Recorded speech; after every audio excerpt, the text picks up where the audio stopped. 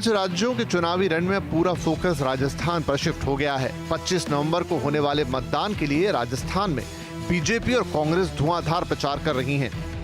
BJP ने भी अपना चुनावी घोषणा पत्र जनता के सामने रख दिया है। कांग्रेस की तर्ज पर बीजेपी ने भी अपने संकल्प पत्र में कई लोक लुभावन वादे किए हैं। बीजेपी ने राजस्थान में सरकार बनने पर उज्ज्वला लाभार्थियों को 450 रुपए में गैस सिलेंडर, बेटी के जन्म पर 2 लाख रुपए का सेविंग बॉन्ड, 12वीं पास छात्राओं को फ्री स्कूटी और मातृत्व वंदना योजना के तहत महिलाओं को 8,000 रुपए देने का वादा किया है। बीजेपी 2700 रुपए प्रति क्विंटल पर गेहूं की खरीद भी करेगी। गहलोत सरकार में हुए घोटालों की जांच के लिए एसआईटी के गठन की बात भी कही गई है। बीजेपी अध्यक्ष जेपी नड्डा पिछले 5 सालों में गहलोत सरकार की नाकामी गिना रहे हैं। कांग्रेस पार्टी 5 बातों के लिए 5 साल में जानी गई: भ्रष्टाचार, बहनों बेटियों का तिरस्कार, किसानों का तिरस्कार, युवाओं के भविष्यों से खिलवाड़ और गरीब लोगों के साथ अत्याचार। राजस्थान के चुनावी दंगल में लाल डायरी का जिक्र जोर शोर से हो रहा है। बीजेपी ने इसे कांग्रेस के खिलाफ एक बड़ा मुद्दा बना लिया है। भ्रष्टाचार को लेकर नड्डा अशोक गहलोत पर निशाना साध रहे हैं। मुख्यमंत्री अशोक गहलोत के परिवार का 11,000 करोड़ रुपीस का कॉन्ट्रैक्ट रिसीव हुआ है फैमिली से। ये बताता है कि कांग्रेस किस तरीके से परिवारवाद, वंशवाद, भ्रष्टाचार इनको बढ़ाती है और अशोक गहलोत उसका एक सैंपल है।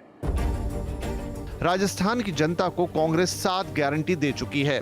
इसमें 1 करोड़ परिवारों को 500 रुपए में गैस सिलेंडर, 2 रुपए प्रति किलो पर गोबर की खरीद, सरकारी कॉलेज के फर्स्ट ईयर स्टूडेंट को लैपटॉप या टैबलेट और परिवार की महिला मुखिया को सालाना 10,000 रुपए शामिल है। अशोक गहलोत अपनी सरकार की योजनाओं और गारंटी के दम पर चुनाव जीतने का दावा कर रहे हैं।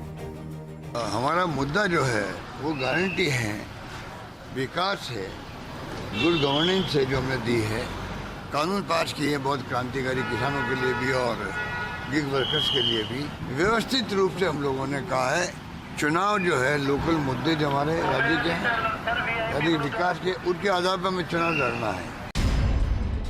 राजस्थान में 2018 में जब से कांग्रेस की सरकार बनी तब से अशोक गहलोत और सचिन पायलट के बीच खटपट चली आ रही थी। बीच में सचिन ने बागी तेवर भी दिखा दिए थे, लेकिन गहलोत सरकार को नहीं गिरा पाए। लेकिन अब दोनों एक साथ एक मंच पर दिख रहे हैं। राहुल गांधी इस एकजुटता को जीत की कुंजी बता रहे हैं। एक साथ नजर नहीं आ रहे हैं, एक साथ हैं, एक साथ रहेंगे और कांग्रेस पार्टी यहाँ स्वीप करके चुनाव जीतेगी। 1998 से लेकर अब तक राजस्थान में किसी पार्टी की 2 बार लगातार सरकार नहीं बनी है। सवाल यह है कि क्या हर बार की तरह इस बार भी राजस्थान में सत्ता में बदलाव देखने को मिलेगा? क्या बीजेपी के वादे कांग्रेस की गारंटी पर भारी पड़ेंगे?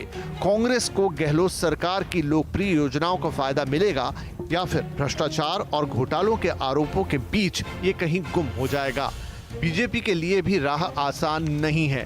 खबर है कि पार्टी के अंदर गुटबाजी चल रही है। साथ ही जीत की हालत में नेतृत्व कौन संभालेगा, इसको लेकर भी तस्वीर साफ नहीं है। कांटे का मुकाबला और जबरदस्त टक्कर और कॉम्पिटिटिव पॉलिटिक्स, ये एक नया टर्म हम लोगों ने 2-3 डिस्कशंस में देखा कि बातचीत में आता है कि बहुत कॉम्पिटिटिव पॉलिटिक्स हो गई।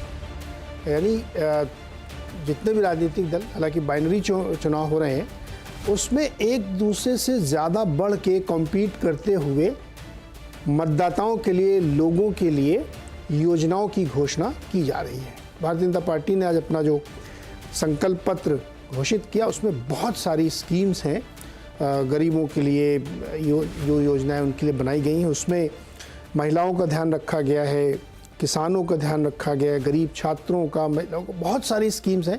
और कांग्रेस उससे पहले चूँकि सत्ताधारी दल है तो बहुत सारी चीज़ें वो ऑलरेडी चला रहे हैं और उसके ऊपर 7 गारंटीज़ भी वो दे रहे हैं जिसमें बहुत सारी स्कीम्स हैं। तो ये इसलिए हम लोग कहते हैं कि बहुत कॉम्पिटिटिव पॉलिटिक्स हो गई है और इसमें कैसे नैया पार होगी ये असली सवाल है। और क्या माहौल चल रहा बीजेपी का राजस्थान में, इस पर बातचीत करेंगे। हमारे साथ भारतीय जनता पार्टी के प्रवक्ता अमित गोयल जी हैं, साथ ही कांग्रेस के प्रवक्ता अंशुल अभिजीत जी हैं। वरिष्ठ पत्रकार सतीश के सिंह जी और वरिष्ठ पत्रकार संजय सिंह और साथ ही विश्लेषक सज्जन कुमार सिंह। आप सबका सर बहुत बहुत स्वागत है। पहले मैं सोच रहा हूँ कि राजनीतिक मित्रों से अपने चर्चा कर ली जाए। अमित गोयल जी, सर ये कॉम्पिटिटिव पॉलिटिक्स का ही एक नतीजा है कि आप कॉम्पीट कर रहे हैं कांग्रेस के साथ, मतलब उनसे और ज़्यादा बढ़ की योजनाओं की घोषणा की जा रही है। जनता क्यों वोट करे बीजेपी के लिए? मेरा सिंपल एक सवाल है, यही सवाल कांग्रेस से भी होगा। देखिए, सबसे बड़ी बात यह है कि हमने पिछले 10 साल में पूरे भारत में जो डिलीवर करके दिखाया है, मतलब ये आप ये मानिए, मोदी जी मतलब विकास, मोदी जी मतलब विश्वास, मोदी जी मतलब ईमानदारी, मोदी जी मतलब कर्तव्य परायणता, मोदी जी मतलब संकल्प, और मोदी जी मतलब देश के 18 करोड़ गरीब लोगों को मकान मिलने की गारंटी, जिसमें से 4 करोड़ मकान हम दे चुके हैं देश में। पूरे भारत की बात की जाए तो देश के अंदर 12 करोड़ शौचालयों का निर्माण कर महिलाओं को शर्म से मुक्ति दिलाई गई। आप ये देखिए, देश के अंदर प्रधानमंत्री किसान सम्मान निधि योजना के अंतर्गत माना जाए, या फसलों पर मुआवजा मिलने वाली बात मानी जाए, या कोरोना जैसे समय पर, या रूस यूक्रेन के समय जो वॉर हुआ और किस्त में पूरे देश के, पूरे वर्ल्ड के अंदर आप ये देखिए फर्टिलाइजर्स की रेट दुगनी हो गई, लेकिन किसानों को लाभ दिया गया। या आप ये मानिए कि देश के इंफ्रास्ट्रक्चर की बात कीजिए कि जो 11 किलोमीटर पर सड़क बन रही थी, आज 37 किलोमीटर सड़क बनाकर देश में कितने तरह रोजगार के अवसर सृजित किए गए। या आप बात कीजिए कि आज देश में 70 एयरपोर्ट या 150 एयरपोर्ट है। कुल मिला के कहानी ये है कि देश में लगातार जो मोदी जी के शासनकाल में हमने ये बात साबित की है कि मोदी मतलब हर गारंटी के पूरा होने की गारंटी।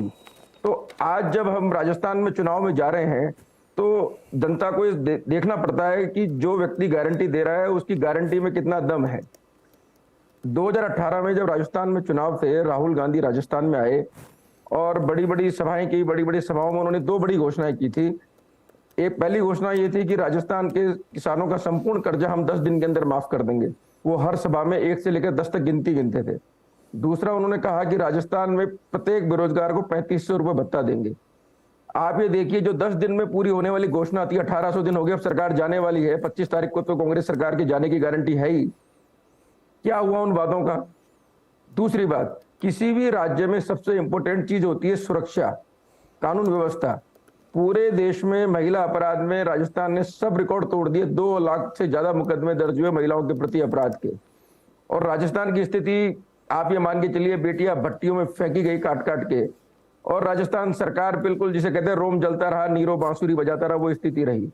भ्रष्टाचार का आलम ये रहा कि कांग्रेस सरकार बनते ही एक NHM भर्ती निकली राजस्थान में। आपको बताता हूं, आप देखिए उसमें 2500 लोगों को भर्ती, स्वास्थ्य कर्मियों को भर्ती करना था, इसमें 60% पैसा केंद्र की तरफ से आता था। उस भर्तियों के अंदर भी उन गरीबों से 1.5 लाख रुपए इंटरव्यू में पास करने के नाम को लेके। गोयल जी, ये बताइए कि क्या आप मोदी जी के चेहरे पर चुनाव लड़ रहे हैं? क्या आपका वहां कोई फेस नहीं है? देखिए, मैं आपको बताऊं, भारतीय जनता पार्टी 2 बातों में अपने काम के आधार पर चुनाव लड़ रही है। हमने जो पहले काम किया और पिछले 10 साल में हमने जो देश में डिलीवर किया। दूसरी बात, पिछले 5 साल में जो राजस्थान की जनता ने भुगता, राजस्थान में आप ये मान के चलिए नौजवान, किसान और महिला तीनों के साथ में जो हुआ, जैसे राहुल गांधी ने घोषणा की थी 10 दिन में किसानों का सारा कर्जा माफ कर देंगे, उल्टा हुआ क्या? राजस्थान में 19,422 किसानों की जमीन कुर्क कर ली गई। आप ये देखिए, हनुमानगढ़ के किसान ने अपना वीडियो बना के आत्महत्या की। उसने कहा कि राहुल गांधी मेरे यहाँ पर आए थे तो उन्होंने वादा किया था कि 10 दिन में किसानों का संपूर्ण कर्जा माफ कर देंगे, मेरा कर्जा माफ नहीं हुआ, इसलिए मैं आत्महत्या कर रहा हूँ। राजस्थान के नौजवानों के साथ कितना बड़ा धोखा हुआ, आप ये देखिए।